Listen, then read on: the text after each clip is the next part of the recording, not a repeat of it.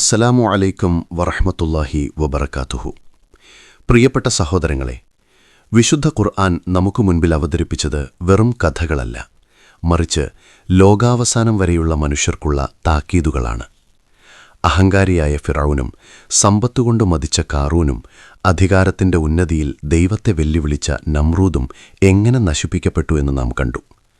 ഇന്ന് നാം ജീവിക്കുന്ന ഈ ലോകത്തും അതേ സ്വഭാവമുള്ള ആധുനിക ഫിറൗന്മാരെ നമുക്ക് കാണാൻ സാധിക്കും.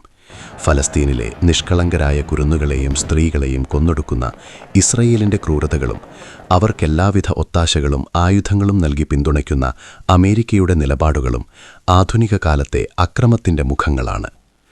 ലോകം മുഴുവൻ നീതിക്ക് വേണ്ടി നിലവിളിക്കുമ്പോഴും അധികാരവും ആയുധബലവും ഉപയോഗിച്ച് മനുഷ്യത്വത്തെ ചവിട്ടിമെതിക്കുന്ന ഈ രീതി ഫിറൗനിന്റെയും ഹാമാന്റെയും വഴിയല്ലാതെ മറ്റൊന്നുമല്ല. വിശുദ്ധ ഖുർആൻ പറയുന്നു, അക്രമികൾ പ്രവർത്തിച്ചുകൊണ്ടിരിക്കുന്നതിനെപ്പറ്റി അല്ലാഹു അശ്രദ്ധനാണെന്ന് നീ വിചാരിക്കരുത്. 14:42. ചരിത്രത്തിൽ അക്രമികൾക്കെല്ലാം ഒരന്ത്യമുണ്ടായിരുന്നു. അതിവർക്കുമുണ്ടാകുമെന്നത് അല്ലാഹുവിൻ്റെ വാഗ്ദാനമാണ്. ഈ അനീതികൾക്കെതിരെ സത്യം വിളിച്ചു പറയുക എന്നത് ഒരു വിശ്വാസിയുടെ കടമയാണ്.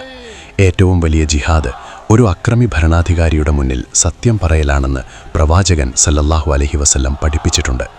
ഫലസ്തീനിലെ നമ്മുടെ സഹോദരങ്ങൾക്ക് വേണ്ടി പ്രാർത്ഥിക്കാനും അവർക്ക് ഐക്യദാർഢ്യം പ്രഖ്യാപിക്കാനും അക്രമികളെ സാമ്പത്തികമായും രാഷ്ട്രീയമായും ബഹിഷ്കരിക്കാനും നാം തയ്യാറാകണം. നീതി നടപ്പിലാകുന്നതുവരെ അല്ലാഹുവിൻ്റെ സഹായത്തിനായി നമുക്ക് പ്രാർത്ഥിക്കാം. അല്ലാഹു സത്യവിശ്വാസികളെ സഹായിക്കട്ടെ. ആമീൻ.